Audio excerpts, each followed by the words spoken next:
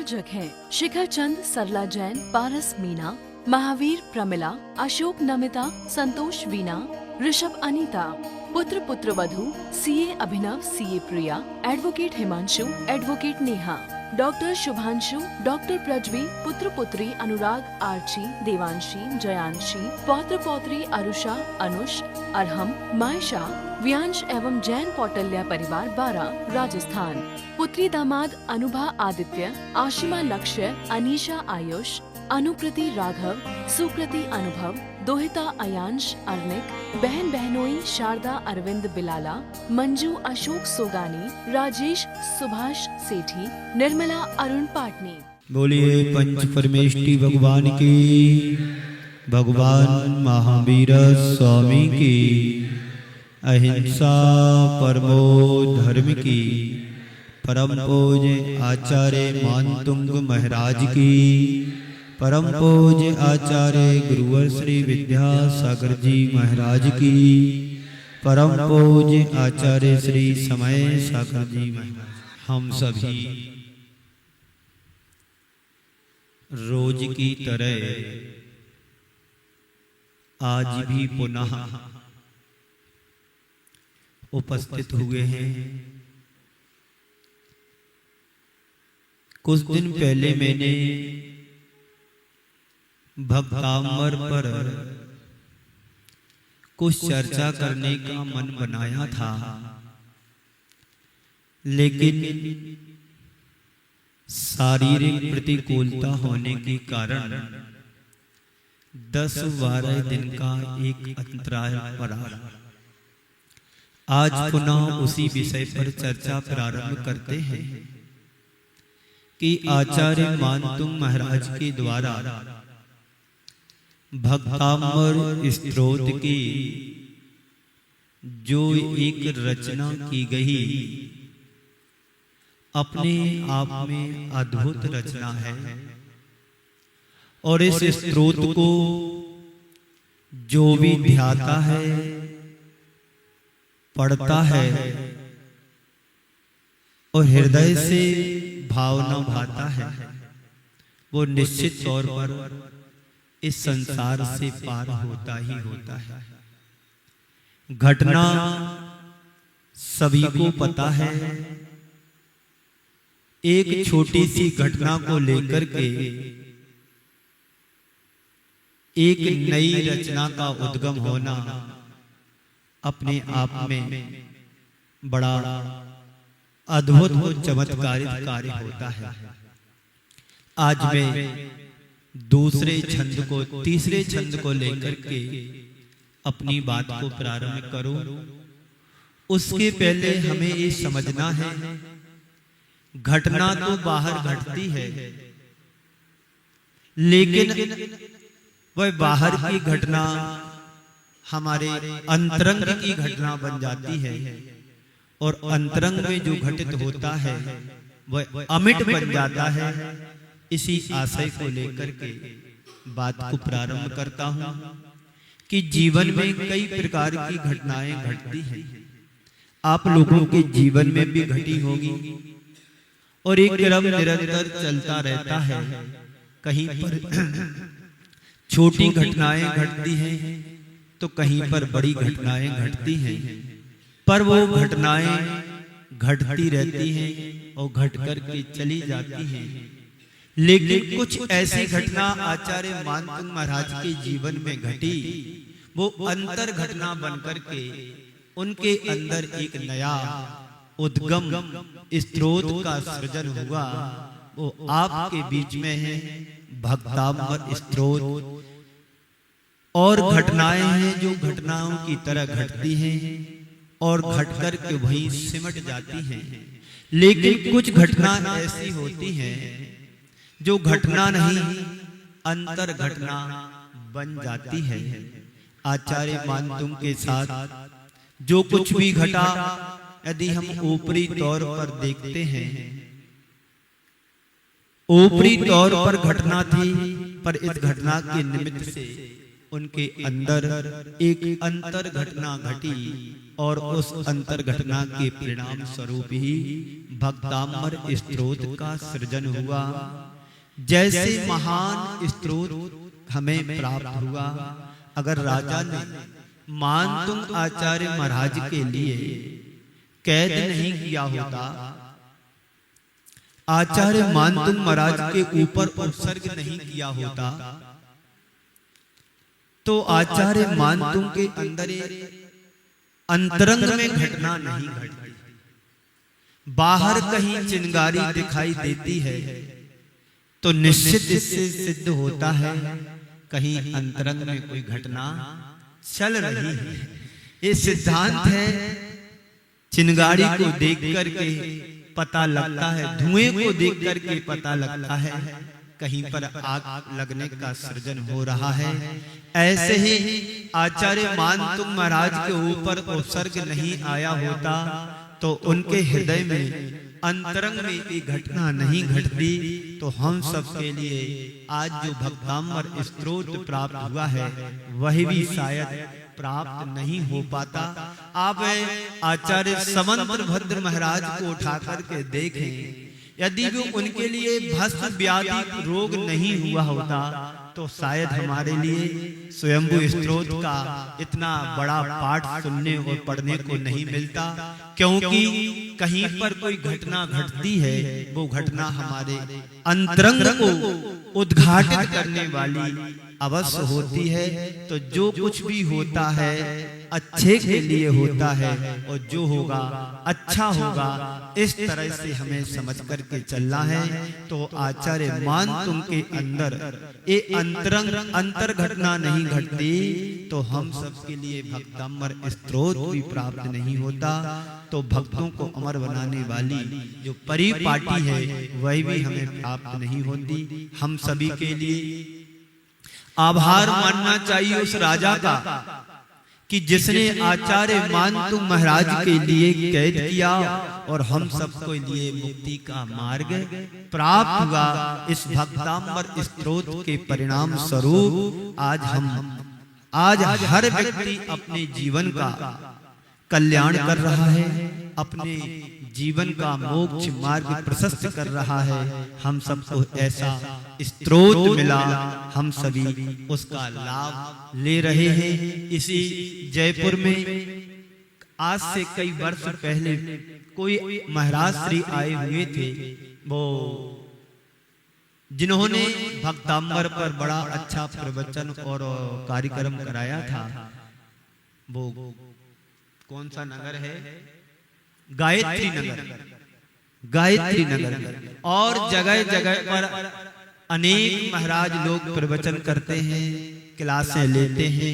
ऐसा जो भक्तामर स्तोत्र हम सबके लिए आधार बने, मुक्ति का, भक्ति करने का आधार है मुक्ति पाने के लिए। तो इस भक्तामर स्तोत्र के परिणाम स्वरूप आज हर व्यक्ति अपने जीवन में जीवन का कल्याण कर रहा है, अपना मार्ग प्रशस्त कर रहा है।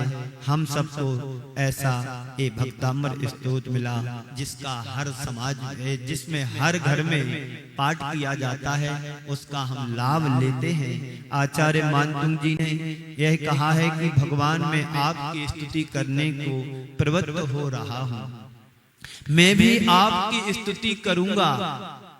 औरों ने भी आपकी स्तुति की है तो मैं भी आपका स्तवन करना चाहता हूँ। भगवान ने कहा तू ये तो बता, स्तुति करने के लिए तैयार हो रहा है, पर ये तो बता तू है कौन, तू मेरी स्तुति करेगा, पर ये तो बताओ तुम हो कौन, तू है कौन, अपना परिचय तो बता। तो भगवान मैं आपको अपना परिचय बताऊं, कैसे बताऊं मैं आपके लिए अपना परिचय? आपसे कुछ अपरिचित रहा है, आप तो सर्वज्ञ हैं, केवली हैं, और आप मेरे से हमारा परिचय पूछ रहे हो, तो आपको मैं अपना परिचय कैसे दूं? अगर आप परिचित हूं तो परिचय दूं। आप तो सर्वज्ञ हैं, मैं अपना परिचय क्या दूं, बस मैंने तो आपसे इतना ही जाना है, समझा है कि जो आप हो वही मैं हूं। ऐसा कौन बोल रहा है? आचार्य मानतुंग महाराज भगवान से वार्तालाप कर रहे हैं। जो आप हो वही मैं हूं, इस तरह की प्रतीति होने का नाम सम्यक दर्शन है। कल मैंने आपको सम्यक दर्शन के बारे में कहा था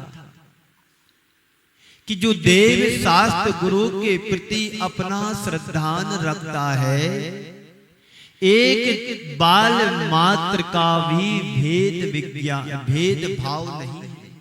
जो प्रभु तुम हो वही मैं हूं, एक परमाणु मात्र भी मेरा कोई अंतर नहीं है। जिन सुंदर सुंदर परमाणुओं से आपका एक शरीर बना है, उन्हीं सुंदर परमाणुओं से मेरी आत्मा का भी सृजन हुआ है। तो आप में और मेरे में कोई अंतर नहीं है। तत्वता मुझ में और आप में कोई भेद नहीं है। इसलिए मैं अपना परिचय देना ही नहीं चाहता हूँ, बस आपका परिचय पाना चाहता हूँ। और आपने ही तो बताया है कि जो एक बार आपको जान लेता है वह अपने आप को भी पहचान लेता है, और जो अपने आप को पहचान लेता है वो अपने आप को पा लेता है। हे भगवान, आपका परिचय होते ही फिर मुझे किसी अन्य परिचय की जरूरत नहीं है। ऐसा आपने ही तो कहा है, भगवान ने ही तो कहा है, आचार्यों ने कहा है। क्या कहा है? जो जानदि अर्हंतम, जो जानदि अर्हंतम दब्बत गुणत पज्जते ही, सो जानदि अपाड़म मोहो खलु जादी तस्। आचार्य यहाँ पर कह रहे हैं, जो एक बार अरिहंत को जान लेता है और उनकी द्रव्य गुण और पर्यायों को एक साथ जान लेता है, सो जानदि अपाड़म, वह अपनी आत्मा को जान लेता है। मोह खलु जस, मोह खलु जाति तस् लयम, और उसका ही मोह रूपी कर्म नष्ट होता देखा गया है। जो अपनी आत्मा को पहचान लेता है, जो अपनी आत्मा को जान लेता है, उसका निश्चयता मोह रूपी जो कर्म है वो नष्ट हो जाता है। सो जो जानदि अर्हंतम दब्बत गुणत पज्जते ही, सो जानदि अपाड़म मोहो खलु जाति तस्लय। जो अरहंत भगवान को उनके द्रव्य गुण पर्याय से सहज जानता है, वो अपनी आत्मा को जानता है और अपने आप को जानता है। और जो अपने आप को जानता है उसका मोह नष्ट हो जाता है, क्षीण हो जाता है। तो प्रभु, मैं अपना परिचय देने के लिए नहीं, मैं तो आपका परिचय पाने के लिए आया हूँ। आप भगवान के चरणों में जाते हो, क्या अपना परिचय बताते होते कि मैं रामलाल आया हूँ, मैं श्यामलाल आया हूँ, मैं सागरमल जी आया हूँ, मैं सौभाग्यमल जी आया हूँ, मैं प्रेमबाई आया हूँ, मैं सुंदरबाई आई हूँ। ये परिचय तुम भगवान को बताने जाते हो कि भगवान का परिचय लेने के लिए जाते हैं, भगवान के गुणों को पाने के लिए जाते हैं? बोलो, आप भगवान के पास रोज जाते हैं, घिस घिस करके प्रक्षाल करते हैं। आप भगवान की धूल को हटा रहे हो कि अपने कर्मों की धूल को हटाने के लिए प्रक्षाल कर रहे हैं? बोलो। धर्मचंद जी, नाम तो सुंदर है धर्मचंद, लेकिन करमचंद काम कर रहे हैं।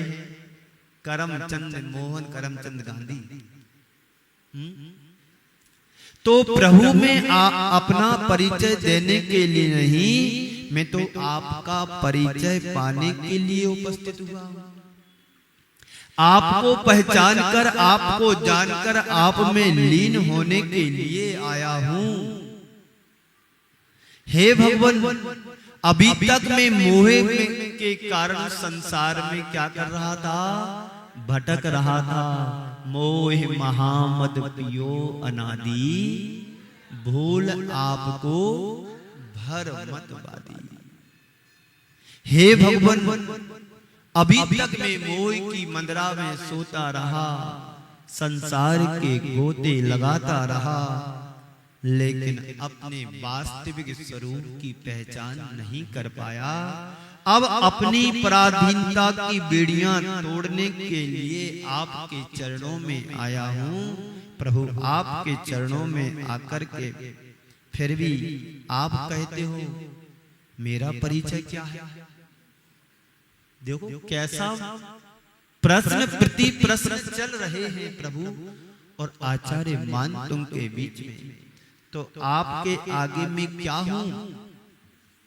अगर आप मेरा परिचय पूछते हो तो जिसके आधार पर अपनी पहचान बनाता आया हूं, उस दृष्टि से यदि देखूं तो मैं एक आकिंचन प्राणी हूं, मैं कुछ भी नहीं हूं। भगवान, मैं मान तुम आपके चरणों में आया हूं। कोई संत, कोई मुनि, कोई आचार्य नहीं हूं। दुनिया की निगाहों में संत मुनि आचार्य होऊंगा, लेकिन आपके श्री चरणों में आया हूं एक बालक बनकर के। बाल बुद्धि को लेकर के मैं आपके चरणों में आया हूं। शक्तिहीन हूं, बुद्धिहीन हूं और लज्जाहीन बनकर के आया हूं। क्यों? क्योंकि केवल आपकी भक्ति है मेरे पास। आपकी भक्ति से प्रेरित होकर आपके श्री चरणों में आकर के खड़ा हुआ। बोलो, आप लोग जब भगवान के चरणों में जाते हैं तो अहंकार से भर करके जाते हो कि भक्ति से भर करके जाते हो? कैसे जाते हो? क्या बन करके जाते हो? अकड़ करके जाते हो कि विनम्रता के साथ झुक कर के भगवान की भक्ति करने के लिए जाते हो? भक्त बनकर या कि विभक्त बनकर? कैसे हम भगवान के चरणों में जाते हैं?